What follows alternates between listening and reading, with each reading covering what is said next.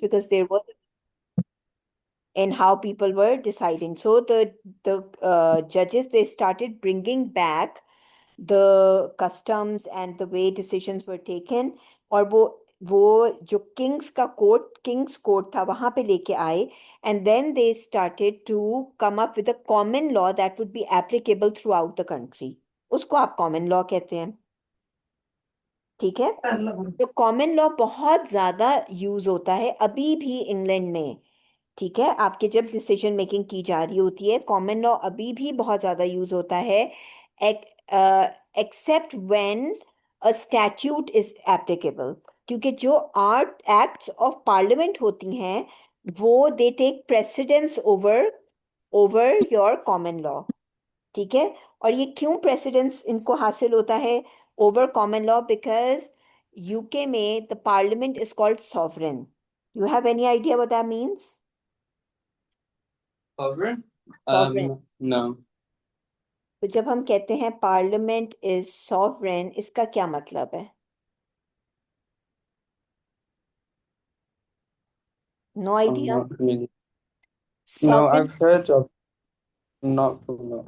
Okay, sovereign का मतलब होता है अल्टीमेट अथॉरिटी, ठीक है। सो यूके का लॉ क्या कहता है कि parliament is sovereign, which means when parliament makes a law, जैसे आपका कोई एक्ट ऑफ पार्लियामेंट बनाती है या लेजिस्लेशन बनाती है, so because parliament is sovereign, that means कि वो वाला जो लॉ है दैट विल टेक प्रेसिडेंस, जो लेजिस्लेशन है it will take precedence over जो केस लॉ होता है, जो जो जजेस ने बनाया होता है, ठीक है। Yep. ऑलराइट, फिर उसके अलावा आपके कस्टमरी लॉ भी मैंने आपको एक्सप्लेन किया था कि कुछ आपके एरियाज होते हैं, different parts of the world होते हैं, उनके अपने कस्टम्स होते हैं और उन कस्टम्स के अकॉर्डिंग इश्यूज को रिजॉल्व किया जाता है, ठीक है। जैसे यहाँ पे हमने एक केस देखा भी था, एगर्टन वर्सेस हार्डिंग। इसमें it was a custom to fence land against cattle straying from the common, ठीक है। कि इट wasn't a law passed by the parliament or by any judge. It was just the custom of that area that they had to build a fence in order to, uh, avoid the cattle from straying around. ठीक है। तो वहां पे because उस area का custom ये था, तो जज ने जो जो होल्ड किया था डिसीजन, वो ये था कि the person who was being, क्या कहते हैं, क्या बोलेंगे, लिटिल नेग्लिजेंट, जो डिफेंडेंट था जिसके ऊपर केस हुआ था, he had to make a fence. ये जो आपका नाम लिखा हुआ है ना, एगर्टन वर्सेस हैरिंगटन, लॉ में आपके जब भी इस तरह का कोई आपके पास नाम आएगा तो आपको ये पता होना चाहिए है। फॉर एग्जाम्पल ये था, क्या था नाम, एगर्टन, एगर्टन वर्सेस हार्डिंग। तो जिसका नाम पहले आता है वो क्लेमेंट होता है, जिसने कोर्ट में क्लेम किया है, और जिसका नाम बाद में आता है वो डिफेंडेंट होता है। क्या है जी समझ? जी, और yes. ये होता है सिविल केस में। सिविल केस में पहले नाम आता है क्लेमेंट का, बाद में नाम आता है डिफेंडेंट का, ठीक है।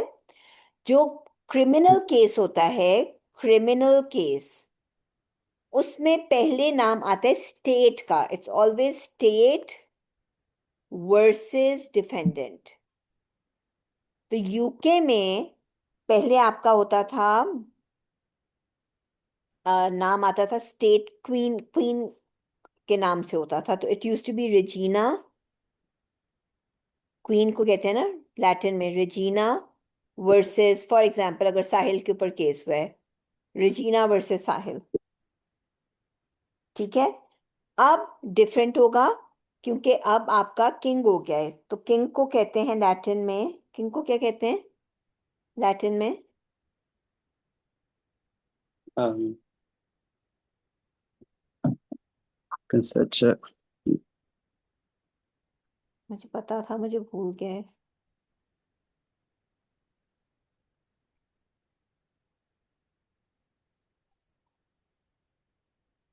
Racks. Rex, yes, thank you.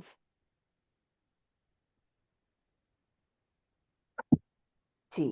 ठीक है, तो अब आपका क्या, अब जो केसेस होते होंगे ना यूके में, क्रिमिनल केसेस, वो होते होंगे रेक्स वर्सेस साहिल। ठीक है, तो साहिल कौन है? डिफेंडेंट। रेक्स कौन है? The state. Criminal case is always brought forward by the state. State prosecute करती है। ठीक है।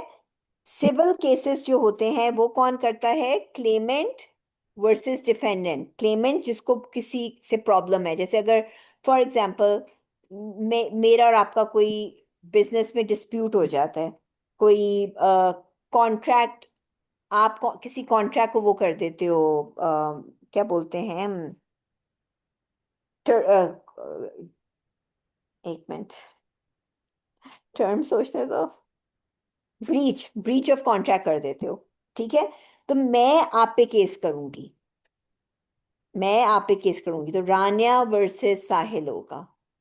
ठीक है, तो जब भी आप देखो ना हम्म। दो लोगों का नाम है, तो इसका मतलब है कौन सा केस है? सिविल केस है। और जब आप देखो कि रेक्स या रेजीना क्रिमिनल वर्सेस somebody है, तो ये कौन सा होगा?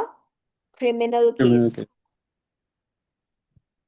ठीक है, तो पाकिस्तान में it would be, because Pakistan में किंग क्वींस नहीं होते, तो ऐसे होता है Pakistan versus Sahil. For example Sahil तो मैं क्रिमिनल ही बना दिया मैंने, ये भी क्रिमिनल केस होगा।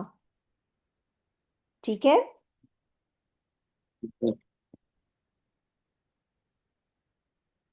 और फिर आपका रिलीजियस लॉ भी होता है। अब आपको पता है कि जैसे पाकिस्तान में मेनली हमारा religious law sharia law follow किया जा रहा है, right?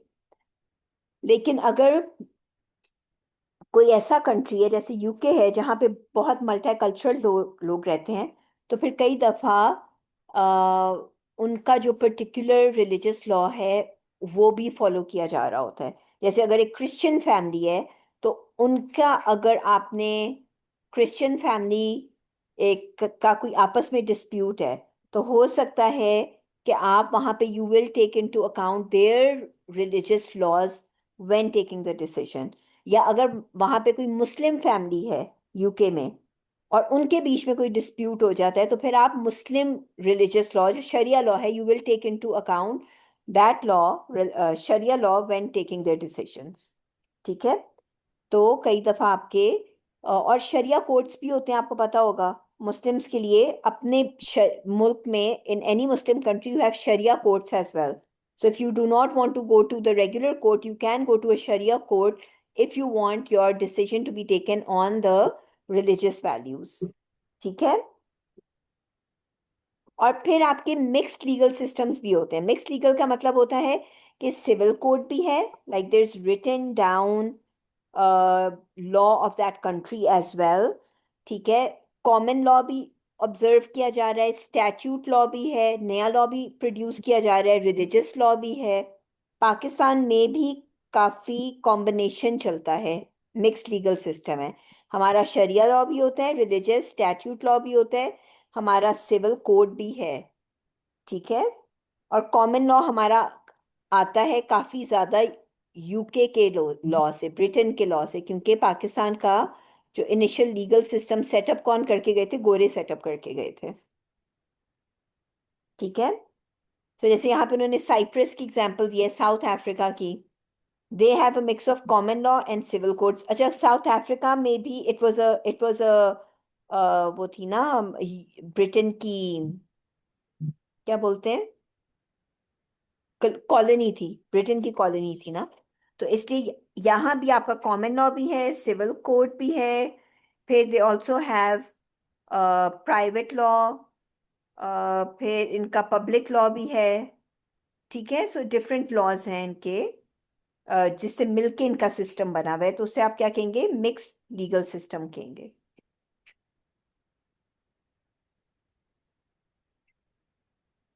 Got you, got you.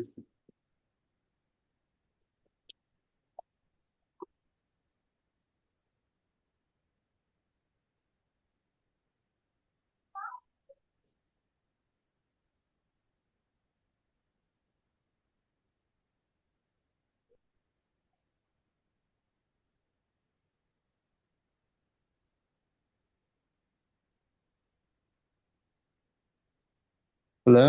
Ji. Sure. Alright, फिर आपका होता है private law and public law भी होता है। ठीक है, प्राइवेट लॉ आप उस लॉ को कहते हैं जो पर्सनल मैटर्स बिटवीन इंडिविजुअल्स को अफेक्ट करता है। जैसे मैंने और आपने कॉन्ट्रैक्ट किया और हमारे बीच में डिस्प्यूट हो गया, ठीक है, एक पर्सनल मैटर है बिटवीन टू इंडिविजुअल्स, उसको क्या कवर करेगा? प्राइवेट लॉ कवर करेगा। और पब्लिक लॉ होता है जो जनरली पब्लिक के लिए होता है। पब्लिक लॉ में आपका क्रिमिनल लॉ आ जाता है। देखो ना, अगर कोई क्राइम हो रहा है तो क्राइम पूरी आपकी सोसाइटी को अफेक्ट करता है।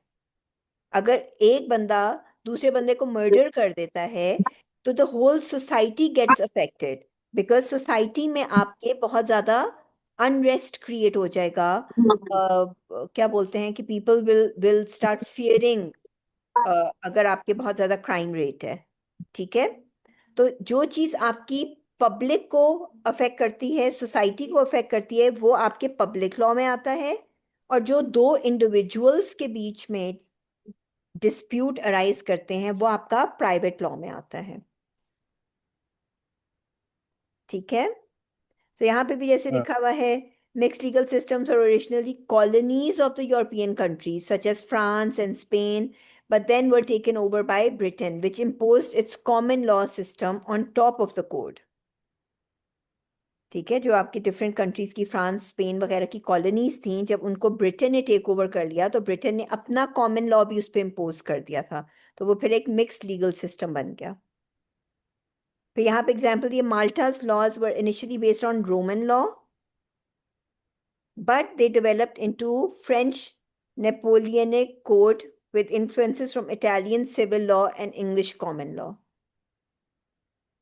ठीक है, तो mhm. अगेन मिक्स हो गया बहुत से डिफरेंट लॉज का।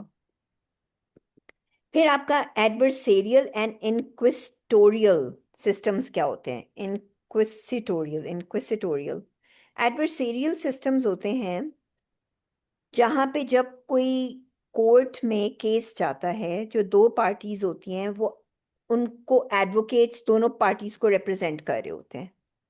ठीक है, अब डिसीजन कैसे लिया जाता है? जो आपका जज होता है वो इम्पार्शियल होता है। इम्पार्शियल यानी he doesn't have his own opinion. Impartial जज होता है, एंड जज जो है दोनों साइड की स्टोरी सुनेगा, राइट। और जो आपका साइड अपना पॉइंट प्रूव कर देगी, जो साइड अपना पॉइंट प्रूव कर देगी वो साइड जीत जाएगी, even if that side was not innocent. ठीक है, यानी कि जो Mm. पावरफुल होगा, जिसके पास ज्यादा प्रूफ होगा वो जीत जाएगा। तो यहाँ पे वो कहते हैं कि there is a presumption of innocence of the accused in a criminal case.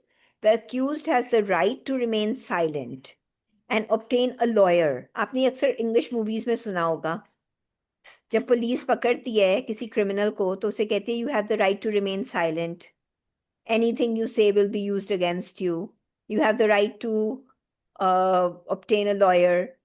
सुना होगा आपने, ये डायलॉग्स बोलती है पुलिस। ठीक है, Mhm. तो आपका जो क्रिमिनल है, अक्यूज्ड है, they can remain silent, they can get a lawyer. ठीक है, एंड लॉ ये कहता है they will remain innocent until they are proven guilty. ठीक है, और जो क्रिमिनल ट्रायल होती है ना, क्रिमिनल ट्रायल, अगर क्रिमिनल केस है तो पहले इन्वेस्टिगेशन कौन करता है? पुलिस करता है। और पुलिस ने कुछ प्रोसीजर्स फॉलो करने होते हैं इन्वेस्टिगेशन करने के लिए। ठीक है, जैसे उन्होंने कोई हासिल करने होंगे, क्या बोलेंगे, एविडेंसेस, प्रूफ्स, कोई पिक्चर्स लेंगे, कोई फिंगरप्रिंट्स लेंगे। ठीक है, so the system is Mhm. not necessarily designed to arrive at the truth in a case। ठीक हो गया? तो इसमें ये सिस्टम ऐसे नहीं डिजाइन किया कि oh we have to find out what's the truth. यानी कि आप कह रहे हो अगर किसी को आप कोई मर्डर कर देते हैं और जब तक आप उसको लॉ कोर्ट में बेस्ड ऑन एविडेंसेस प्रूव नहीं करोगे कि वो गिल्टी है तो वो इनोसेंट है तब तक। तो बहुत से आपके क्रिमिनल्स इस सिस्टम की वजह से बच के निकल जाते हैं। और सिविल केसेस में क्या होगा? सिविल केसेस में तो दोनों पार्टीज ने अपना साइड को प्रूव करना होता है। तो जौन सी पार्टी ज्यादा पावरफुल होगी या जिस जो ज्यादा स्ट्रेंथ होगी जिसके पास, या जिसके पास ज्यादा बेहतर लॉयर्स होंगे, वो जीत जाएगा। ठीक है। तो ये इतना फेयर सिस्टम नहीं है कि इसमें इसका रिजल्ट क्या होता है इस सिस्टम का।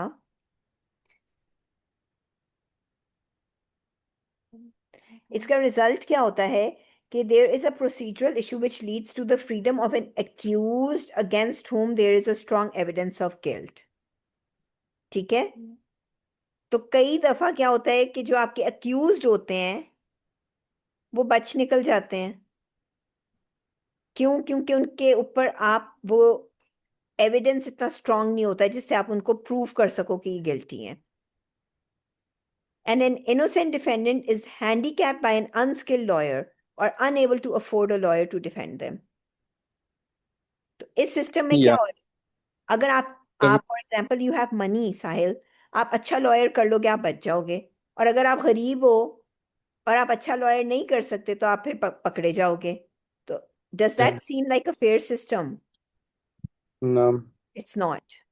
तो इट्स दिस सिस्टम, आपका ये सिस्टम जो है इट्स मोर, आप कह लो कि more beneficial to the rich and the powerful. जो एडवर्सेरियल सिस्टम है ये किसको ज्यादा बेनिफिट कर रहा है? जो रिच एंड पावरफुल है। या ठीक है। फिर है इनक्विसिटोरियल सिस्टम। ये ये सिस्टम आपका अप्लाई करता है उन कंट्रीज में जिनका कोडिफाइड सिस्टम ऑफ लॉ होता है। उसमें इनिशियल जो इन्वेस्टिगेशन होती है of any case that comes to the court is done by the magistrate himself. Magistrate खुद उस केस को देखेगा, इन्वेस्टिगेशन करेगा और एक रिपोर्ट बनाएगा जो फिर ट्रायल कोर्ट के सामने प्रेजेंट की जाएगी। So the judge is not just impartial, the judge acts as a fact finder and an officer at the court. ठीक है। और जो एडवोकेट्स होते हैं दे हेल्प द जज to decide the truth rather than to take one side over the other. वहां पे आपके एडवोकेट्स का पर्पस क्या है? जज को हेल्प करना। So this system emphasizes impartiality and truth finding over winning in court. So यहाँ पे आप फोकस किस पे कर रहे हो? ट्रूथ के ऊपर। You are not focusing on who's going to win. ठीक है। It reduces the advantages of the wealth of one party in a dispute and reduces emotion and possible bias. तो इसमें nobody gets special treatment. Everyone is treated the same by the court. On the other hand, due to the need for a thorough investigation, the case may be lengthy, and it's often impossible for unrepresented or untrained defendants to defend themselves, and there is generally no right to remain silent. तो इसमें आप वो नहीं होता option कि right to remain silent. अगर आपसे court या इन्वेस्टिगेटर्स पूछ रहे हैं आपको जवाब देना पड़ेगा। और जो डिफेंडेंट्स अपने आप को खुद डिफेंड कर रहे हैं अगर वो अनट्रेन्ड हैं तो that's a problem as well, कि वो अपने आप को कैसे डिफेंड करेंगे अगर वो इतने ट्रेन नहीं है। एज माइंड्स ऑफ द जज एंड एडवोकेट्स में pre determine before the hearing and outcome could be decided by just one person and the which is the जज। तो ये भी इतना फुली इंडिपेंडेंट सिस्टम इसलिए नहीं है क्योंकि इन्वेस्टिगेशन भी आपके जज ने की थी और उसको एडवोकेट्स ने हेल्प किया था। तो वो थोड़ा सा जब जब ट्रायल होता है तो वो प्री डिटरमिन माइंड के साथ जज जो है हेयर करता है केस को। ठीक है। पहले से उसने अपना एक ओपिनियन बनाया होता है। जी इतना समझ आया है साहिल आपको? जी आपने इसकी रीडिंग की थी?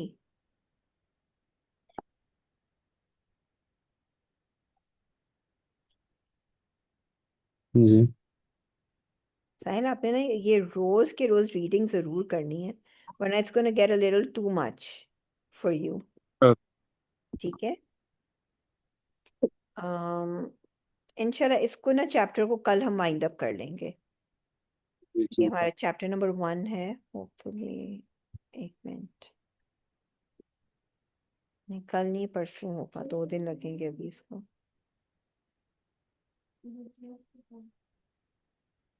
हम्म। चलिए आज के लिए इतना ही काफ़ी है। अब जितना हम सो फार पढ़ चुके हैं ना, आपने इसकी थोरो रीडिंग करनी है बुक से, फिर मैं आपको इसके क्वेश्चंस दूंगी लिखने को। जी ठीक है। ठीक है। ओके साहिल, अच्छा। अल्लाह हाफिज।